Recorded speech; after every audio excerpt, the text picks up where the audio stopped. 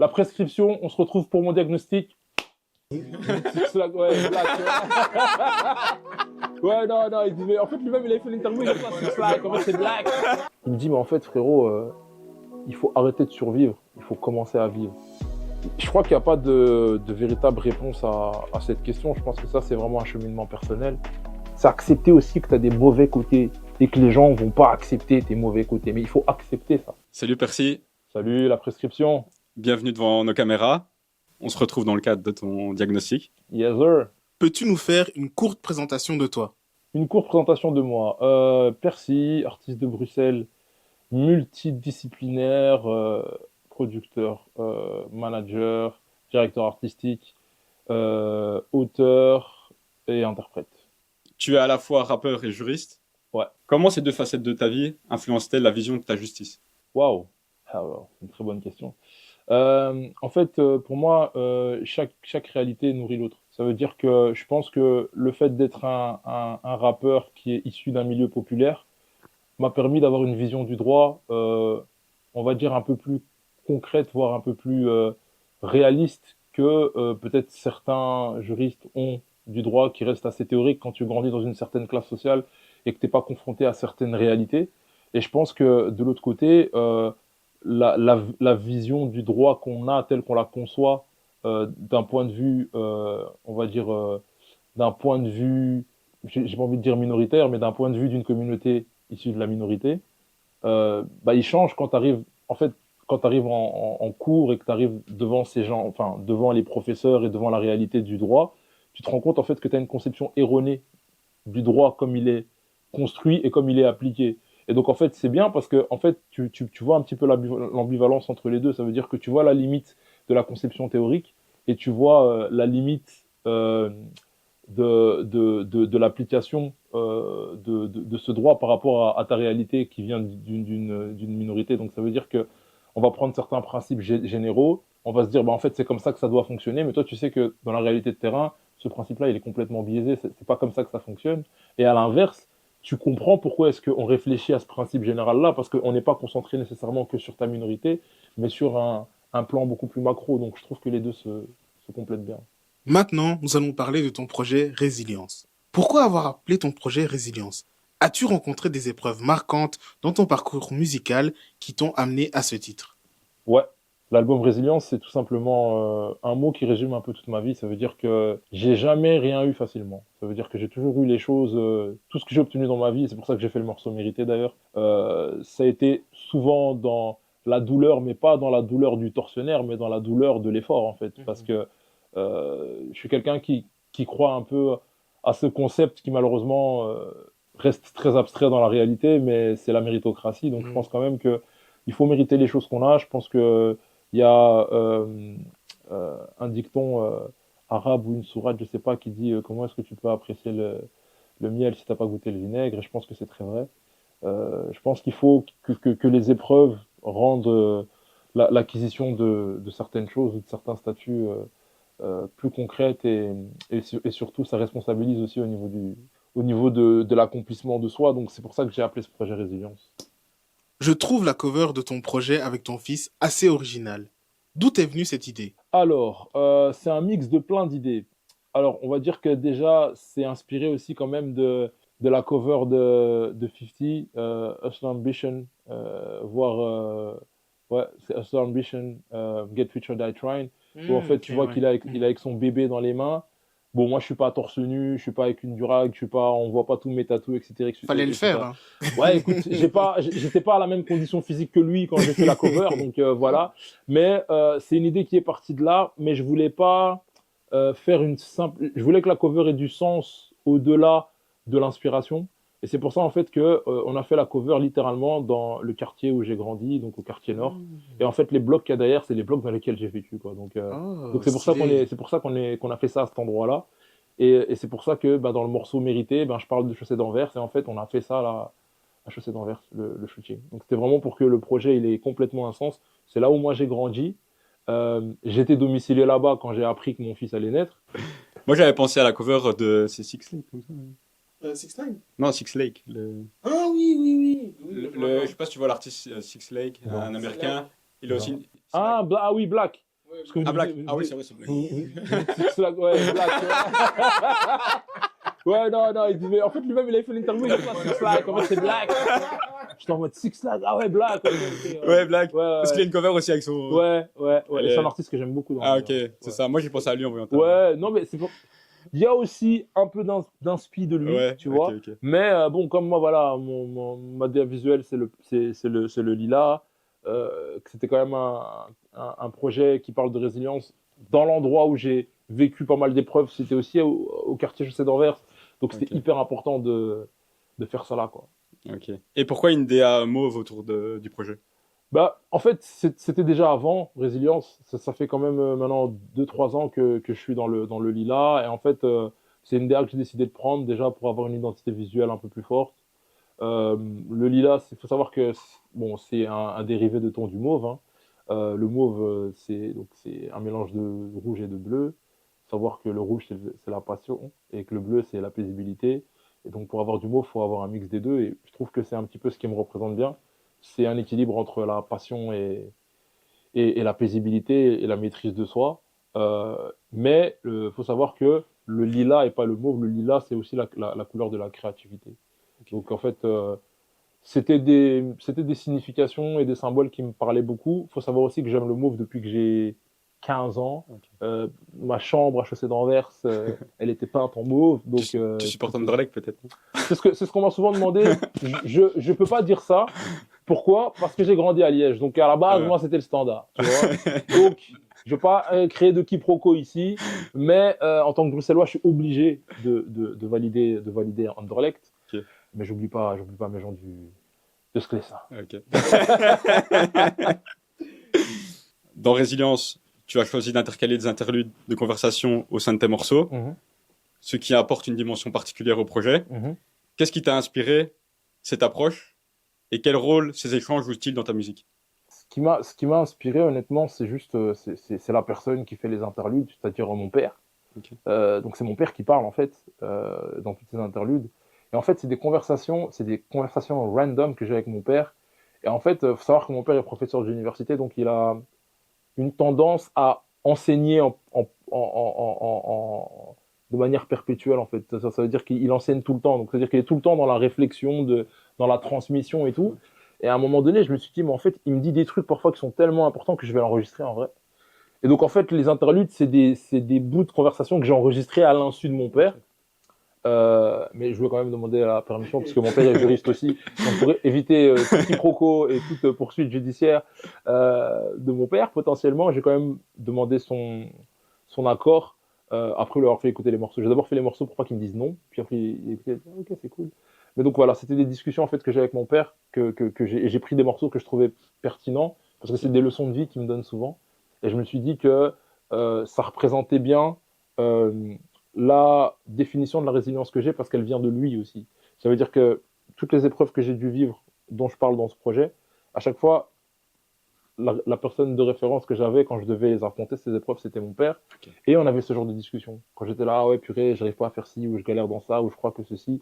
Et on avait ces discussions de, ah bah oui, écoute, il faut savoir réfléchir, il faut prendre le temps de dire bonjour. Enfin, tu vois, t'es là, tu te dis, mais je galère, le gars, il te parle de bonjour, au revoir. Et en fait, il te fait comprendre que il faut passer au-delà de ça et comprendre les choses essentielles, en fait. Et quand tu te concentres sur les choses essentielles, le reste se passe bien. Donc, c'est pour ça que c'était hyper important pour moi d'intégrer ça dans ma musique, parce que je trouve que ça donnait un aspect complémentaire à l'intimité aussi que je voulais créer avec l'auditeur et avec mon public, et vraiment les faire rentrer en fait en immersion dans ma vie, quoi, tu vois. Et en Ok. fait, à un moment donné, tu écoutes l'album et boum, tu vois, tu es dans une discussion que j'ai avec mon père, et je trouvais ça intéressant. Ok, stylé. Dans Père Aspera, tu décris ce projet comme une forme de thérapie. Mhm. Quelle leçon principale as-tu tirée, aussi bien artistiquement que personnellement, en faisant ce projet? Euh, Artistiquement, j'ai tiré la leçon que j'étais arrivé à un niveau de maturité artistique que je soupçonnais pas en fait. Ça veut dire que je savais que j'étais arrivé à maturité artistique, mais je savais pas que j'étais arrivé à ce point à maturité artistique dans le sens où tout était très clair dans ma tête de comment je voulais le projet, de comment est-ce que je voulais qu'il soit perçu, en tout cas de la manière dont je voulais le présenter. et quels éléments devaient se retrouver dedans absolument. Donc ça, c'était clair pour moi. En fait, je me suis rendu compte que avoir une vision aussi claire de sa DA, ben, c'est que tu es arrivé à un niveau de maturité artistique où tu maîtrises un petit peu à un autre niveau ton art, en fait. Donc ça, c'est ça que j'ai pu apprendre. Et personnellement, bah, c'est que j'ai survécu, quoi. C'est que j'ai survécu à tout ça, qu'il y a un après. Et en fait, le truc le plus difficile, et c'est Sa Majesté qui est mon frangin et qui est un des compositeurs principaux et co-réalisateurs de l'album, me dit souvent, il me dit, mais en fait, frérot, il faut arrêter de survivre, il faut commencer à vivre. Et en fait, je crois que c'est ça que j'ai le plus appris humainement, c'est bon, t'es plus dans les struggles maintenant, commence à vivre, tu vois, Mhm. kiffe, arrête d'être toujours en mode, ah, il y a ça qui peut arriver, il y a ça. C'est bon, tu vois. Et en fait, c'est des chocs post-traumatiques parce que quand tu as tellement de traumas, tu es toujours en alerte, en fait. Tu dis tout le temps, vas-y, là ça va, mais à tout moment, il y a un truc qui peut tomber. Et à un moment donné, il faut apprendre à lâcher prise et à vivre, quoi. Et je pense que c'est la plus grande chose que j'ai retirée de ce projet. Dans Pull Bordeaux et Chemise Blanche, tu évoques la perte de nombreux êtres chers. Mhm. Selon toi, comment fait-on pour continuer à manger la vie malgré ces épreuves? Oh, waouh, ça c'est deep. Euh, je crois qu'il n'y a pas de véritable réponse à cette question. Je pense que ça, c'est vraiment un cheminement personnel. Moi, tout ce que je peux dire, c'est que dans ma vision personnelle des choses, euh, c'est que je me dis que chaque matin, tu te réveilles quand tu peux le faire et qu'il y a des matins, il y a des gens qui se réveillent pas. Ils sont partis, il y a des choses qu'ils pensaient qu'ils allaient faire qu'ils n'ont pas faites. Ils ont entamé des choses qu'ils n'ont pas terminées.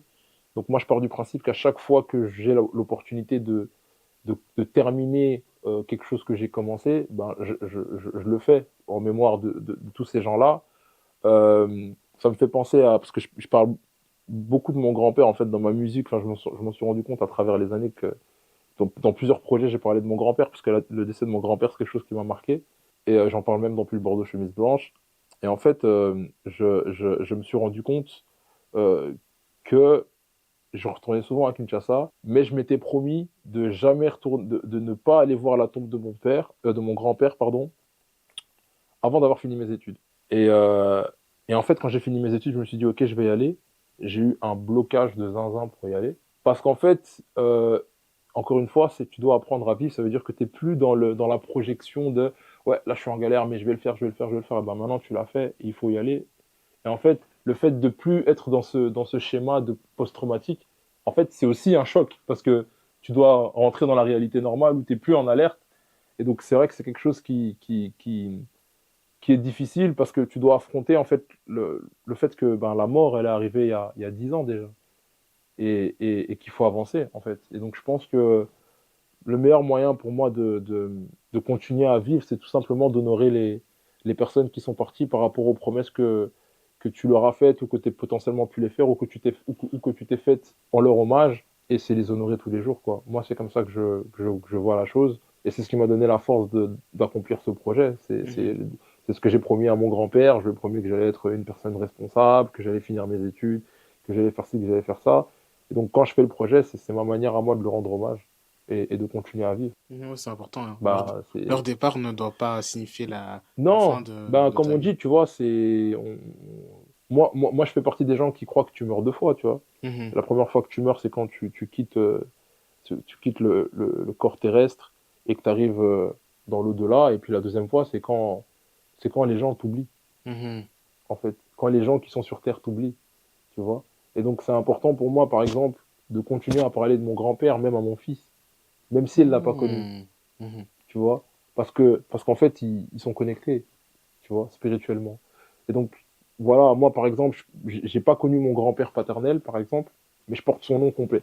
Mhm. Donc, tu vois, et c'est important pour moi de parler de lui, parce que pour moi, c'est une manière de le maintenir en vie de l'autre côté aussi, et de le garder vivant parmi nous, tu vois. Donc, en tout cas, moi, je fais partie des gens qui croient à cette vision-là de la spiritualité et des choses. Mhm. Bonne mentalité. Voilà, merci. Belle philosophie de vie. Merci, merci. Dans Côte de Dieu, Mhm, tu dis génération perdue en manque de self-love. mhm, On vit dans une époque où les jeunes se comparent énormément aux autres. mhm. Quel message voudrais-tu leur transmettre pour les aider à s'aimer davantage? Ben, je pense qu'il faut. J'ai pas envie d'être bateau, mais je pense en fait qu'on dit. Je pense honnêtement qu'on utilise des mots qu'on comprend pas, sincèrement. Donc je vais dire une phrase qui peut paraître bateau, mais il faut s'accepter. S'accepter, ça veut pas juste dire prendre tout ce qu'il y a de bon chez toi ou tout ce que tu trouves pas bien chez toi et dire ok, c'est accepter aussi que tu as des mauvais côtés et que les gens vont pas accepter tes mauvais côtés. Mais il faut accepter ça. Et je pense que c'est ça qui est difficile parce qu'on est dans une ère où tout le monde veut rentrer dans un moule, où tout le monde, en fait, à l'époque, il fallait être différent pour être reconnu. Aujourd'hui, il faut être comme tout le monde pour rentrer dans un cercle. Et donc, je pense que le paradigme, il a complètement changé. Donc, les gens veulent absolument se ressembler pour se dire, ah, on est ensemble, on fait partie de la même clique, on est clique X, on est clique Y. Et en fait, tu as un besoin d'appartenance qui est de zinzin. Or que la première personne à qui tu dois appartenir, c'est à toi. Mais si tu te définis à travers le regard des autres, tu t'appartiendras jamais. Et donc, en fait, tu seras toujours en mal-être et en manque de self-love. Parce que tu le combles pas.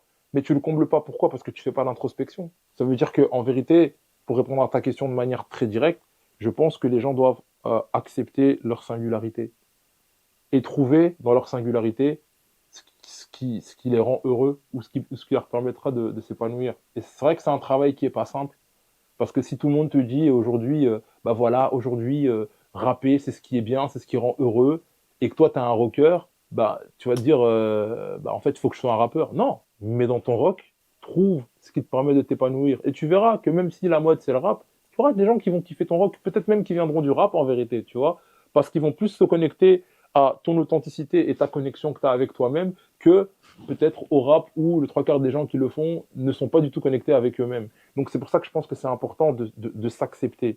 Moi, j'ai une marque de vêtements qui s'appelle Différent. Et différent, ça veut juste dire sois toi-même, en fait. Être différent, ça veut juste être toi. Ta vie, c'est ta singularité, c'est ta personne.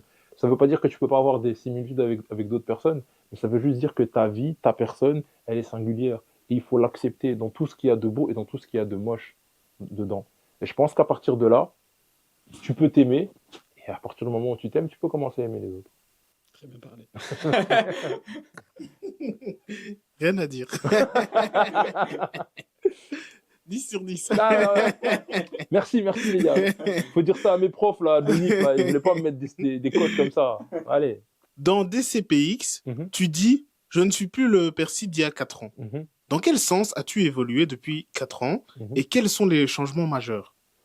Bah déjà, je suis devenu daron, les gars. Ça, je pense que c'est un des changements les plus importants, parce que quand j'ai écrit ce morceau, mon fils n'était pas encore né, mais voilà, il était encore dans le ventre de sa maman. Mais du coup, en fait, il y a une illustration que j'adore, que j'ai trouvé extrêmement forte, où en fait, on voit la grossesse perçue par les hommes et par les femmes, où ben, la femme, en fait, on voit son ventre avec le bébé qui grandit à l'intérieur, et puis après, on voit l'homme à côté, et on voit dans sa tête, en fait, le bébé qui grandit à l'intérieur de sa tête. Parce qu'en fait, nous, la grossesse, c'est comme ça qu'on la vit. On la vit pas physiquement, mais on la vit psychologiquement. Parce que quand on veut être, en tout cas, un parent responsable, tu remets tout en cause, tu refais toute ta vie, tu te dis, bon, ok, là, il va y avoir un chamboulement, il va falloir que je change, tac, tac, tac, tac, tac. Et je pense que quand je dis, tu parles plus au Percy d'il y a 4 ans, c'est que le Percy d'il y a 4 ans n'avait pas les mêmes responsabilités, n'avait pas la même vision, n'avait pas la même paix que le Percy d'aujourd'hui, tu vois. Le Percy d'aujourd'hui, c'est un autre Percy, ça veut dire que c'est la même personne, mais qui est plus dans le même paradigme, en fait, tu vois. Mhm.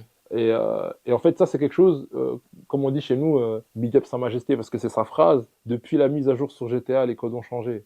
Tu vois ce que je veux dire? Eh, on voit que Majesté t'a beaucoup inspiré. Non, Hein. mais c'est mon frangin, c'est mon frère. Moi, je lui donne ses, parce qu'il va me demander ses crédits, là, quand il va regarder l'interview. Donc, je lui les donne déjà, là, en live and direct.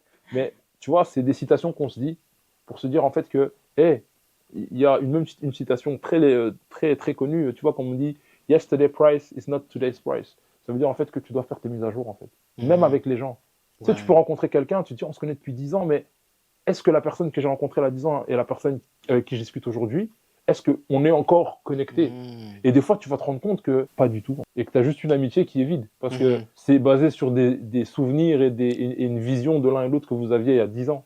Mais en vérité, aujourd'hui, vous ne partagez plus rien. Mhm. Et ça c'est important pour moi pour garder une bonne relation saine avec les gens et surtout avec moi-même, de faire des mises à jour, tu vois. Mhm. Donc ouais, quand tu parles au Percy d'aujourd'hui, fais ta mise à jour parce que le Percy que tu as connu à 4 ans, il y a peut-être des choses qu'il pouvait accepter, il y a peut-être des choses qu'il ne pouvait pas accepter, que le Percy d'aujourd'hui peut accepter et que le Percy d'hier n'acceptait pas. Donc, fais ta mise à jour, tu vois. Dans Queen, tu dis, je suis pas encore tombé, mais je sens déjà le piège. Je calcule combien de mecs veulent glisser dans tes DM. Dans Légende urbaine, tu dis, t'es resté en vue dans ces DM. Tu connais une question à te poser. Que dit ou que disait Percy quand il passe ou passait dans les DM d'une fille pour ne pas être et rester dans le vent? Ah, quelle question. Franchement, déjà, avant toute chose, je tiens sincèrement à féliciter votre travail de fond sur les lyrics. Ça me fait kiffer. J'ai toujours rêvé de faire une interview comme ça. Donc là, vraiment, je kiffe de zinzin. Parce que je me prends la tête à écrire. En fait, des fois, tu as l'impression que tu fais des interviews et que les gens n'ont pas écouté tes tracks. Mais vous les avez écoutés et vous me posez des vraies questions, même si ça me met un peu dans la sauce. Je vais répondre. Qu'est-ce que Percy disait pour ne pas rester en vue? Ça, frère, j'ai envie de te dire, c'est technique un peu, parce que en vrai, si quelqu'un veut te laisser en vue, tu peux avoir la meilleure approche du monde. Si la personne elle veut te laisser en vue, elle va te laisser en vue. Mais je pense que la sincérité, c'est important. Je pense que quand t'es sincère, en fait, après, c'est ce que j'ai cru comprendre, c'est tellement rare en fait que c'est une bonne accroche en fait d'être sincère. Après, il y a sincère et avoir des propos déplacés, tu vois. Faut pas dire les choses n'importe comment non plus, mais il faut être sincère, tu vois. Je pense qu'en tout cas moi c'est quelque chose qui m'a toujours sauvé. C'est la sincérité dans mes intentions, quelles qu'elles soient. Et, et voilà, je pense que c'est un truc, voilà, il faut être sincère.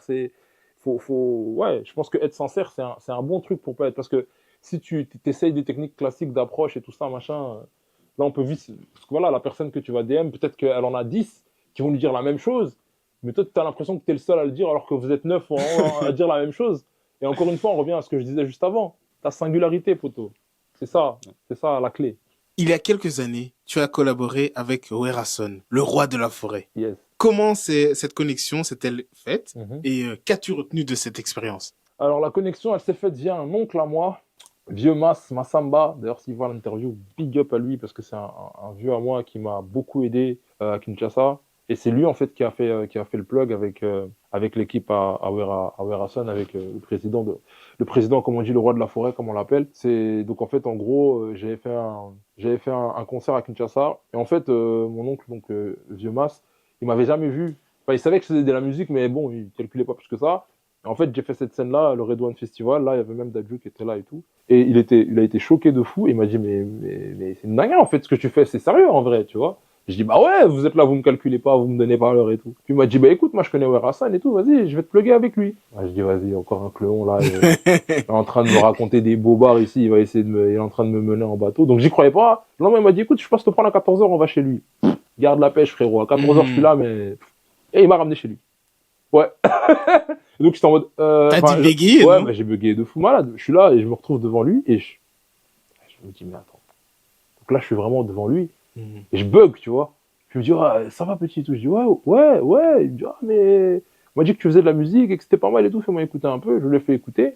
On m'a dit, ah, mais c'est vraiment cool. Il me dit, mais comment est-ce que je peux t'aider? Enfin, voilà, quoi. Qu'est-ce que t'attends de moi et tout?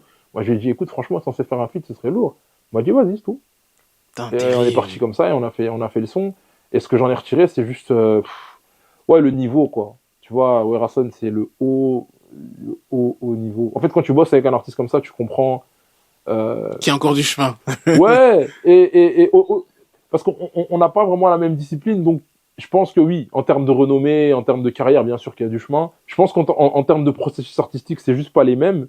Mais ce qui est impressionnant, c'est en fait, c'est la maîtrise de son art, tu vois. Le gars, il a fait le morceau en 12 minutes.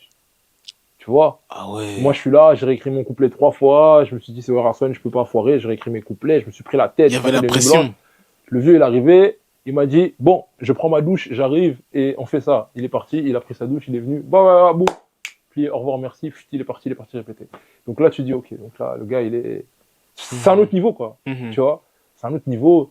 Et en fait, à partir de là, je me suis rendu compte que, ouais, il faut que j'élève mon niveau de créativité de manière à pouvoir faire ce type de prestations. Et ça m'a aidé parce que du coup, après, bah voilà, maintenant, moi, en studio, je suis capable de faire 4, 5, 6 morceaux la même journée parce que, tu vois, j'ai changé mon mindset et ma technique on va dire ma technique d'écriture et de créativité en tout cas de gestion de créativité, elle a changé.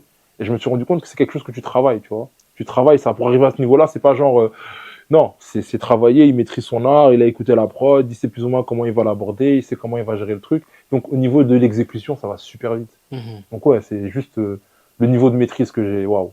Vraiment, Ouais, j'ai du coup, ça pris t'a vraiment aidé dans ta carrière. ouais, en fait, quand tu rentres dans une pièce avec des gens qui ont ce niveau-là, moi je pars du principe que je me tais et j'écoute. Mhm. J'écoute plus que je parle en fait. Parce que j'ai plus à apprendre, tu vois. Donc je me suis beaucoup tu, j'ai beaucoup observé, j'ai beaucoup. Et je me suis dit, waouh, vraiment, pac, il a plié ça, et puis il m'a fait l'honneur de faire un clip, on a fait un clip. Et donc, ouais, et en plus, tu vois, c'est fort parce que, donc moi je suis congolais d'origine, et en fait, tu vois vraiment, je suis rappeur, donc nous, on a une manière d'aborder les clips, la musique et tout. Et en fait, ces mastodontes de la rumba, c'est une autre génération, ils ont une autre manière de concevoir les choses. Et quand tu vois comment est-ce qu'ils préparent les choses, tu te rends compte en fait du niveau de détail dans lequel ils sont, tu vois. Parce Mhm. que c'est des tableaux, chaque tableau doit être réfléchi, tu vas faire ça comme ça et tout. Et en fait, tu vois, ça augmente ton niveau aussi de professionnalisme. T'as pas le choix en fait. Bah, tu fais un feat avec un gars comme ça, tu dois être à la hauteur, sinon c'est cuit. Mhm. Tu vois, Sinon, ça va pas sortir. sinon ça va pas sortir. Et surtout, même si ça sort, en fait, c'est toi qui te ridiculises parce que tout le monde dit ouais, lui, en fait, il y a une Il s'est fait ouais, laver. ouais, il s'est fait laver, tu vois, il y a une trop grande vie. Et c'est là où toi, pour pas que ça fasse tâche et que les gens puissent dire ah le morceau il est cool, mais pas en mode il est cool parce qu'il y a que Oera. Le morceau il est cool parce que en fait ça match, ça veut dire que tu as réussi ton pari, tu vois. Et c'est là où je suis fier de ce morceau. On observe aujourd'hui un certain retrait de l'engagement dans la musique. Pourquoi, selon toi, les artistes dénoncent-ils moins les injustices dans leurs œuvres? Je pense il y a une peur de backlash, tu vois, de bad buzz aussi. Et puis bon, il y a beaucoup aujourd'hui les artistes sont plus on est dans une autre ère de la musique, ça veut dire que les artistes ils ont toujours été des personnalités, mais aujourd'hui c'est des personnalités euh, sur les réseaux sociaux, c'est des créateurs de contenu limite, tu vois. Qui dit créateur de contenu dit partenariat. Donc ça veut dire que des fois, des prises de position peuvent te faire perdre de l'argent ou te faire perdre une position confortable dans une certaine relation commerciale ou dans une certaine relation parfois même politique en vrai, tu vois, parce qu'on n'en parle pas, mais Mhm. tu vois, une relation, en tout cas privilégiée dans un certain cadre avec certaines entreprises ou même certains particuliers qui ne sont pas friands de ce type de prise de position. Donc je Mhm. pense qu'il y a quand même un aspect business qui est assez important. Ouais. Euh, Ça, c'est une chose. Après, je pense aussi que est-ce que les artistes, en fonction des sujets, sont éduqués sur les sujets pour pouvoir prendre position? Mhm. Je pense que ça aussi, c'est une question. Souvent, on part du principe que bah, nous, on est au courant, donc lui, il est éduqué. Bah, peut-être pas, tu vois. Alors, ça craint, dans une certaine mesure, que une personne, en tout cas, parfois allez, d'une certaine autorité, soit pas éduquée sur un sujet sociétal qui est important. Mais des fois, c'est réel. Et donc, des fois, des gens, ils veulent pas s'exprimer parce qu'ils maîtrisent pas le sujet. Mhm. Dans ce cas-là, moi, je trouve ça quand même intelligent. Même si certaines personnes peuvent trouver ça dommage, des fois, si tu maîtrises pas un sujet, c'est mieux de te taire que de dire des conneries. Maintenant, rester dans l'ignorance de la chose alors que tu es au courant que c'est une lacune, ça, c'est encore un autre point de vue. Mais je pense qu'il y a quand même beaucoup d'aspects, ouais, il y a beaucoup d'aspects de business là-dedans, tu vois, de relations et d'enjeux commerciaux derrière, tu vois. Ouais. On va pas se mentir, là, il y a eu une polémique là Ouais. avec Stormzy, tu vois, bah voilà, il a un backlash en mode, bah mec, tu faisais la propagande anti-Palestine, t'as tout, pardon, anti-Palestine, tu faisais la propagande justement pro-Palestine et t'as tout retiré pour faire un partenariat avec McDonald's et on sait qui McDonald's, qui a derrière McDonald's. Et donc tu te dis, waouh, en fait, le gars, parce qu'à la limite, je pense qu'il les aurait laissés, ma foi, je nous aurais dit, bon, il retourne sa veste. Mais les supprimer carrément, Ouais. c'est vraiment pour dire, ok, on m'a dit, si je veux signer là, ce genre de propos-là, tu peux pas tenir. Ouais. Donc, tu vois, et même par rapport à la perception de ton public, ça peut jouer. Maintenant, est-ce que réellement il va avoir un boycott de Stormzy? Ça, seul l'avenir nous le dira, mais voilà quoi. On sait que tu es d'origine congolaise. Mhm, Actuellement, la situation est dramatique en RDC. mhm, Quel rôle doivent jouer les artistes de la diaspora selon toi, mhm. au-delà de partager des stories? Je pense que soit les artistes ou même la diaspora tout court, je pense que si on aime notre pays, sincèrement, si on a une essence patriote en nous, je pense qu'il faut dénoncer les choses, il faut se mobiliser, il faut s'organiser comme c'est en train de se faire bah voilà, pour créer des cagnottes, pour envoyer des packs alimentaires ou tout ce qui concerne des vêtements, etc., etc. S'organiser par rapport à des manifestations, s'organiser par rapport à des discours, à des prises de position dans certains endroits stratégiques, que ce soit au niveau politique, que ce soit au niveau artistique, tu vois, que ce soit au niveau culturel aussi. Et je pense que ça, c'est la responsabilité de tout le monde. Maintenant, les artistes, ils ont une voix. Moi, je suis pas nécessairement la personne qui est friande de faire des chansons nécessairement pour dénoncer des trucs. On peut le faire encore, mais je trouve que c'est parfois obsolète. Bien que la musique soit très puissante, mais je trouve que parfois c'est obsolète parce qu'à force de faire des chansons, les gens se disent juste ah c'est une chanson de plus, tu vois. À moins de faire un hit à la We Are the World, mais bon, tu vois, pour arriver à ce niveau-là, il faut avoir toute la campagne publicitaire qu'il y a derrière. Mais je pense que les artistes, ils ont la responsabilité de sensibiliser leur communauté et leur audience sur la chose, tu vois. Après, en fonction de leur notoriété, de leurs moyens, certains ils vont carrément aller sur place, certains vont donner de l'argent, certains voilà, ils vont donner une aide matérielle qui sera peut-être plus importante que d'autres.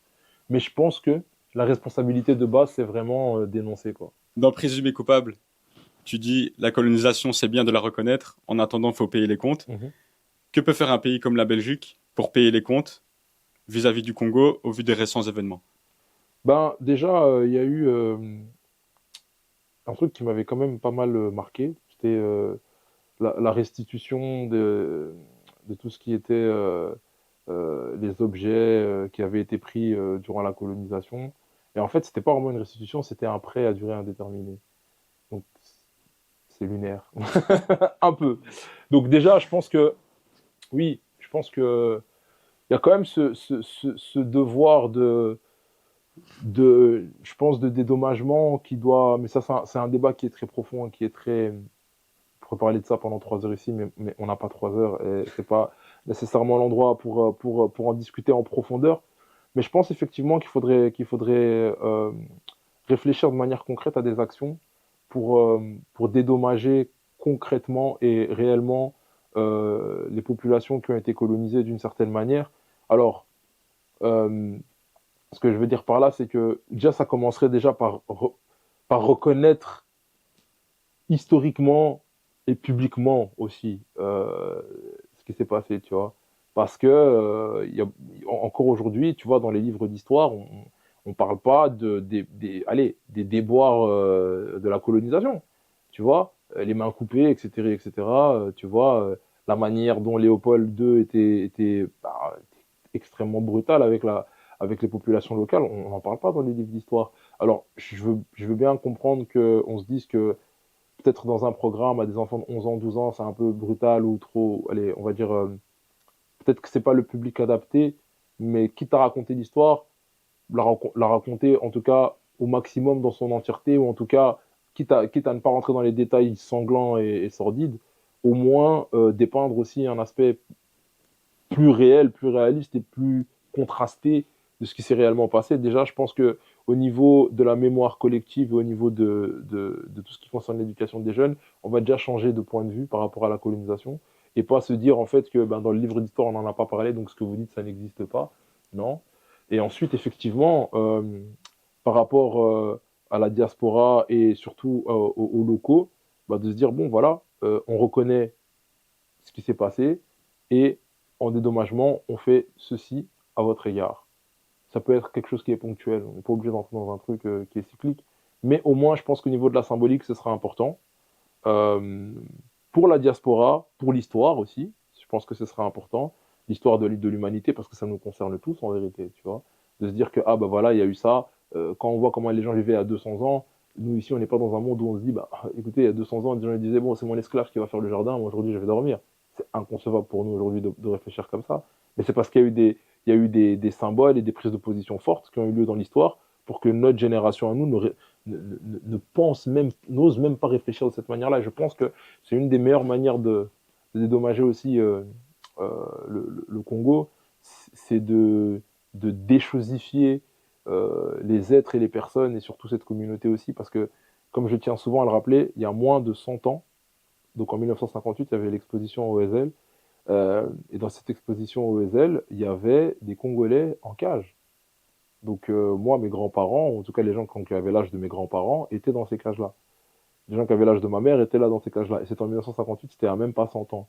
Donc il faut décolonialiser aussi les régimes de pensée. C'est un truc qui prend du temps, mais on est encore dedans, donc il y a encore un travail à faire. Cela fait presque 10 ans que tu es dans la musique. Avec le recul, quelles sont les leçons les plus marquantes que tu as tirées de ton parcours? Euh, c'est important d'écouter les autres, mais c'est super important de s'écouter. Parce que, en fait, des fois, tu as une vision que tu peux pas expliquer, mais quand tu la concrétises, en fait, tout le monde comprend et dit, ah ouais. Et en fait, si tu t'étais pas écouté, ben, cette vision, elle aurait pas été concrétisée et en fait, tu aurais peut-être potentiellement été frustré. Donc, je pense qu'il faut savoir entendre les autres et les écouter, mais je pense qu'il faut d'abord s'écouter soi. Je pense aussi qu'il faut avoir une vision de, de une vision de la carrière qu'on veut avoir, en tout cas de la, allez, de la musique, de la place de la musique dans notre vie, tu vois. Je pense qu'il faut avoir une vision par rapport à ça et un plan. Euh, et surtout, je pense qu'il faut se poser la question et faire les fameuses mises à jour dont je parlais plus tôt euh, par rapport à sa relation avec la musique. Ça veut dire, après autant d'années, pourquoi est-ce que tu fais encore de la musique? Est-ce que les objectifs que tu t'étais atteints, tu les as atteints? Si oui, tant mieux. Est-ce que tu en as d'autres? Sinon, est-ce que tu as encore envie d'atteindre ces objectifs-là? Est-ce que tes objectifs vont changer? Et je pense que c'est important de savoir pourquoi est-ce que tu fais la musique, parce qu'il y a beaucoup de gens qui savent pas pourquoi ils font de la musique. Et ça craint parce que leur musique, elle est creuse, Mhm. tu vois. Leur musique, elle est creuse.